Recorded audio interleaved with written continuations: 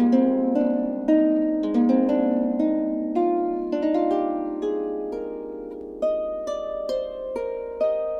YouTube, my name is Amber and welcome to Talking Hands, a video in which I'm going to share with you this stack of 30 unicorn paintings that I did in the month of June, just this past June. I've done Junicorn before. I did it last year and I did a lot of digital painting and I didn't really go ham and I missed a few days and it was casual and whatever. This year I decided to just be a little crazy and make, yeah, a whole painting, one whole painting every day. And so I'm going to show you each one from the first day to the last. They're all stacked in order and we'll go through and I'll talk about my process. So this one was day one and I actually did like a whole lot of preliminary studies for this. This is based on a wild ass and it's a good thing I'm not monetized because it's probably a no-no word as far as YouTube is concerned. This one is based on Pliny, who described the unicorn as essentially having a white body, a red head, and this like ridiculous tritone horn, which I thought was too fun not to draw, but I ended up adding the dorsal stripe and the red and the striping, which is called like primitive markings on wild animals. I was just like getting way into this like research, and for this one, it was just a little bit of ink. I think this was like microns or probably Copic multiliners and just watercolor. And I wasn't planning for this to be something I went hard on. It's just going to be some simple ones. This unicorn is a Shadavar, I think it's called. They're like Persian. You can find them on Persian manuscripts, like medieval Persian manuscripts. And their horn with all these branches is supposed to make like weird music when the wind passes through it. Not much to say about this one. Again, I was kind of like not trying to go hard at the beginning. I was just like, well, you know, I'll just squeeze in a little painting. Didn't realize that I was gonna feel a little tired and burnt out eventually. This one was fun. So I added some gold to this one. It's really pale gold. So this one is based on the chariot horses in ancient Egypt. Copying a bit of the tech and the look from like tomb paintings and depictions of what the chariot horses would have worn in ancient Egypt. That was kind of fun. It was going nuts with like all this granulating texture. I don't know how much you can see that. And yeah, I'm a little disappointed I didn't go with a stronger yellow gold for the gold accents, just because it looks really silver. But I was like pretty pleased with it. And up next, yeah, this one I wasn't too happy with. This is like another Persian variety, a Carcadon, which is sort of like a rhino. Yeah, I was pretty frustrated at this one, and at this point I realized, oh, I really actually want to up my anatomy skills because this is not really the kind of material I like to be putting out. I had a lot of fun with the inking, but once I got to the watercolor, I was really struggling with like the shapes. They didn't make me happy. I didn't really improve a whole lot, I don't feel personally, with this one, although I think this is the start of when I started to give more of an effort.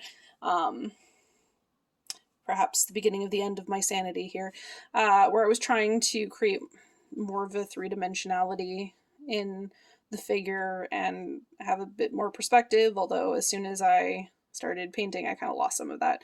This one is probably the only one I did with the Kuretake Gansai Tambi paints, the Japanese watercolors. I guess that makes it unique. I wouldn't say this was a particularly successful piece, but it was a useful incentive to start putting more effort in. And I think that really started paying off with this one, which is a unicorn based on the South African quagga, which is a variety of zebra. I was really happy with the form and the 3D feel of this particular figure of the unicorn, so I was more satisfied with this one, and I put more like effort into trying to be more careful and precise with how I drew it and then how I painted it afterwards. I think it also helped that I didn't add any ink, because I feel that when I draw with ink, I kind of lose a lot of the form. I haven't really figured out how to do ink in a way that doesn't seem to flatten out the character. And again, I feel like I did ink and this okapi, which is an African relative of the giraffe. This okapi unicorn also has that flatness from using the ink. Although I'm pretty pleased with parts of this because I think I started getting a little better at anatomy, paying more attention to, for example, the shoulders, where I really improved from, you can't really tell from this batch, but I think I really improved between last year and this year in terms of understanding where the anatomy is. So that was the okapi. And then I did something fun for me. I switched to gouache, and I think this was everybody's favorite. Everybody seemed really, really happy with this specific unicorn. I was really happy with this one. It is, of course, based on the unicorn tapestries. Also, the aesthetic inspiration for the last unicorn movie, or parts of it. So with the millefleur background with all the many flowers, and this, I think, was the sea change where I started feeling a little more confident and a little more like, hey, maybe I can be really good at this. I don't know. And then I was really happy with this one. I actually like this one more for the water reflections. I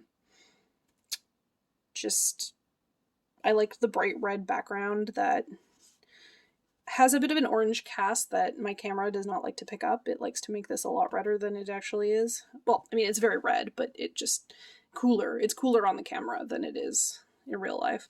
I like the orange tree. I had more fun working on this pose. So yeah, in general, I was really pleased with this one.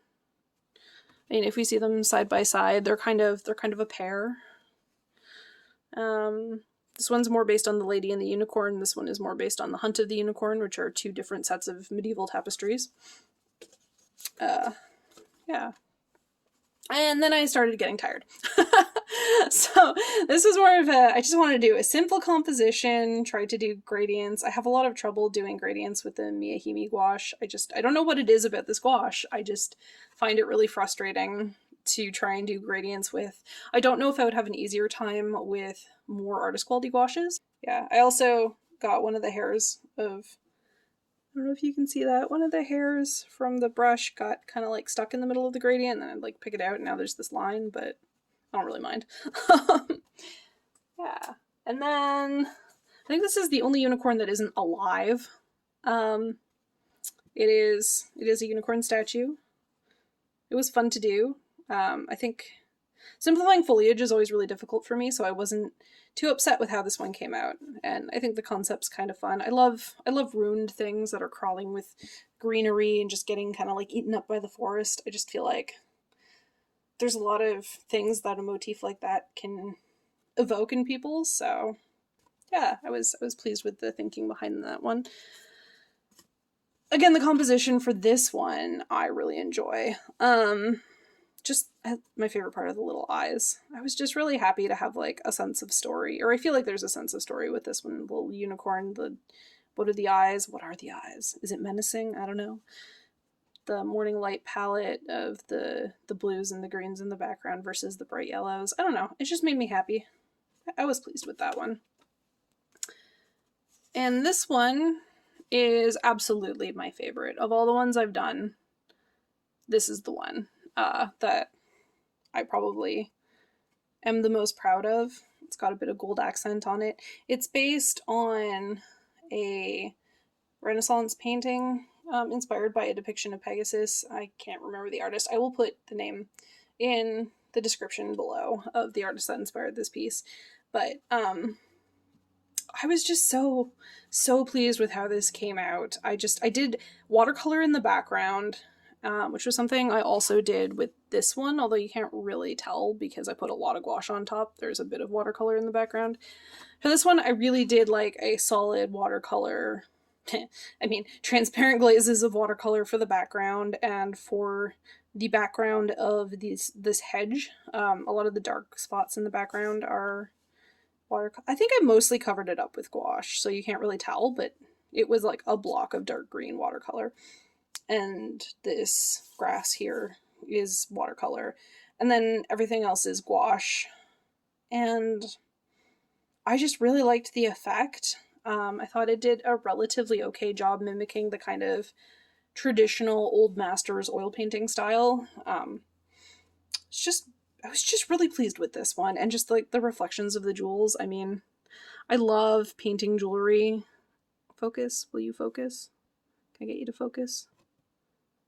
I don't think it's gonna focus for me, but if you can see how the jewels are reflecting the color onto the unicorn's coat, it's my favorite. I was really pleased with that. And I was soaring into the new painting thinking, oh, you know, this next one's going to be great. I had such a good time with that one. And I had fun while I was making this. At the end of the day, I don't think I quite achieved what I was going for. It's so busy. There's a lot of midtones. I don't think the values really help describe what's going on. I really wanted this unicorn to be like panicked and caught by this like weird goo that was like being secreted from the weird mushroom tree. I was just going for a weird futuristic or like sci-fi kind of pulpy feel. So yeah, I was just kind of unimpressed with how this ended up, and I'm just gonna make it go away now because yeah. And then I was feeling kind of emotionally depleted, and then I did the most emo unicorn of all, who is emotionally depleted and sad and wandering out in the rain. Poor thing. This was another lot of watercolor for these clouds back here, and everything else is gouache. Yeah, not a whole lot to say about this one. I was just tired. I wanted a really simple composition. I was starting to really start flagging, getting tired, and the next one really shows that because, like, oh boy, this one.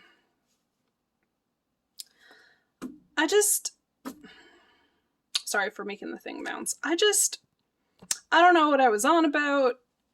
The original sketch for this, I think, looked pretty cool. Once it got translated into paint, not so much. Again, I was trying to have, like, the watercolor use the white of the paper to, like, pop, and then I was going to have, like, a darker background, but then the gouache was kind of streaky, and I was just fighting with this and fighting with it, and it's ugly, and I don't like it. There you are. That's how I feel about that. Goodbye.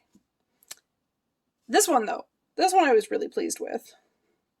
I think this one actually does the storytelling aspect that I was going for. I mean, I think that you can see that there's narrative. I was happy with the composition. I had a tree that's really inspired by Roger Dean, who is one of my favorite artists. Just the colors are really poppy and vibrant and fun. I had a good time. That's what I gotta say about this one. I was pleased with it, and the bright blues for the shadows. It's good. It's good. The next one returned to the kind of a unicorn tapestry thing. It's actually a very similar composition to a piece I did in Inktober a couple years ago. Not much to say. The virgin bait, the unicorn with his head on her lap. Hunting in the distance. The mill floor background. This one was okay, I guess. It's hard because I feel like a painting like this should have taken... I would like to spend more time and make better paintings. And yeah, I was starting to flag again. It was really like a big up and down kind of thing when I was doing Junicorn. I'd get really inspired and then I'd be exhausted, and I get really inspired and be exhausted. And sometimes I would make the Milky Way turn into more of a nebula, which is what happened here. This is really more inspired by how dramatic the Milky Way is at night, but I think it just kind of looks more like space, which wasn't really what I was going for, but it works, I guess. I'm happy with the plain gouache being like matte and grayscale versus the super colorful granulating watercolor in the Milky Nebula way. I was pleased with how this one came out. I think it's pretty simple, and simple compositions often work the best in my opinion. And sometimes simple compositions let you down, because when you painted the sketch, some of the anatomy details went really wonky, and There's things I like about this one. Like, I like the jewelry, which you can't really see. I just stuck some stickers on it because I didn't know what else to do. Yeah, I was just tired. I was tired when I did that one. This one was inspired by an opal I saw on Pinterest that just had like what looked like a landscape inside of it. Just like the inside of the opal was gorgeous, and I kind of adapted that and threw a castle in there. Unicorns, castles, it's a good time. I felt like I was getting better at the unicorn anatomy, especially with the shoulders and a sense of like the shoulders moving forward for propelling the unicorn. This one came together pretty well. This was good. I was happy with it. Oh boy, this one. I was so tired, guys. I was so tired. I was so hungry and so tired, and I thought that doing ink would make it go easier, and it just took forever to make these long, long lines, one after, oop, hello, come back, one after the other, and I was tired and hungry. All I can think about when I look at this is I was tired and I was hungry. Ugh, alas. Remember how I said the other one, this one was inspired by an opal? This one was inspired by a tourmaline. Like I said, tourmaline, like quartz formations, and I took what I saw in the rock and made kind of a landscape out of it. Threw a little unicorn in there. Had a lot of fun with this one. This was cool. It was fun to make. Yeah. Love gemstone landscapes. They're a lot of fun. And then I was kind of moving back into just doing watercolor. And I believe I did watercolor for all the rest of them, because watercolor I have more practice with than gouache. So I started using limited palettes, so just like 3 or 4 colors. I made a color wheel. Had a lot of fun making it. I just felt like it was springy and energetic and really like summed up June and how I wanted to like express myself, and it was good. I got some splatter effects over here that made me happy. I was overall satisfied with this one. Up next, this unicorn barreling out. This was actually kind of a similar palette with the purple in the. This I used a red in this one, and this one was just a magenta. I believe I used the Roman Schmel Mineral Violet for the shadows. And there is a bit of gouache here just to make the unicorn stand out, because as I was going through this, the middle stage where everything was midtones was just hellishly bad. Like, this unicorn was blending right into the back, and I said, you know what, this is ridiculous. Let's try and make it pop a little more and throw some gouache on there. So, was I happy with this one? Yeah. Actually, I was pretty satisfied with it. It was fun. I had a lot of fun with this one as well. I love cool colors, and I had a lot of fun with this like bright green bounce light. Yeah, again, I'm really happy with the shoulder anatomy. I was just happy with the anatomy and the shapes in this one in general. I think I've come a long way from the beginning. I'm trying to get more like a sense of roundness and solidity to my forms. And then the heat wave hit. Oh, I was so tired, and it was so hot, and this came out of that. Kind of a man's road from the last unicorn vibe, I guess. Had a lot of fun with that background, although I don't know, there are things I might change if I did this one again, but this one was super fun. I enjoyed that.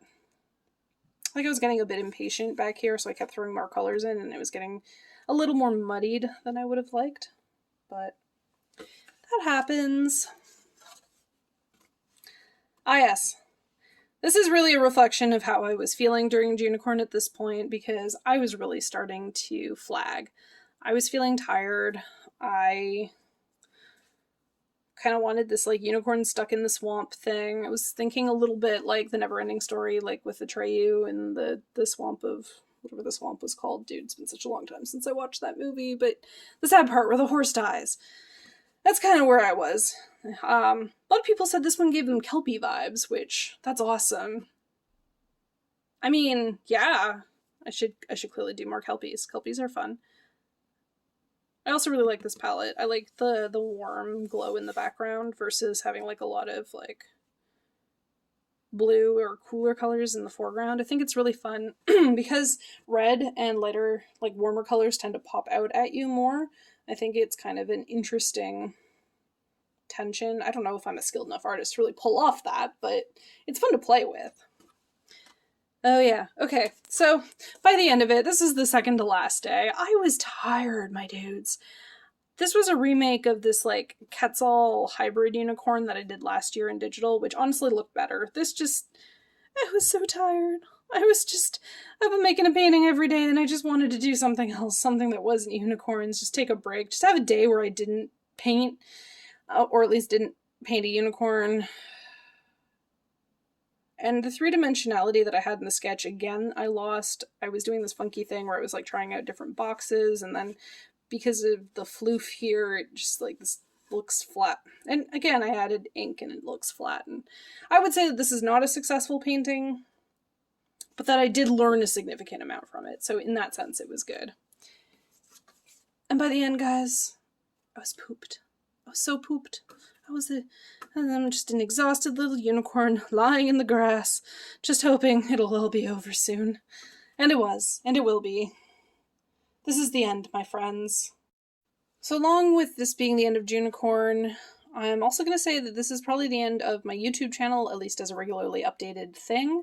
I wanted to start a YouTube channel. I didn't know if I'd really like it. It was on my bucket list. I wanted to try it and see if I liked it. And I just don't love filming. I don't love the process of the video editing. So I'm probably not going to make a whole lot of videos moving forward. What I had initially hoped was that I would, one, that I would enjoy it, and two, that I would feel more motivated to create art, but that didn't really happen. I just find video editing it doesn't really bring me joy. It doesn't really bring me the kind of excitement that other kinds of art does, and so for that, I'm probably just going to not be creating for YouTube, at least not with any kind of regularity. Really happy for everybody who commented, liked, took a look at my content and enjoyed the stories that I had to share on here. It was a lot of fun in the sense of like the things I enjoyed doing, like making the art and reading the stories. But yeah, at the end of the day, video editing is not my art. I have a ton of respect for people who can do this, well, professionally, right? Who can just enjoy talking to a camera, talking to people in like this kind of like semi-public way, or I guess entirely public way. And it's not really who I am, and it's not really where I want my focus to be, when what I really want to do is create more works that look like this, and less works that look like that, right? And with that, I'm going to say goodbye, everybody. Y'all rock.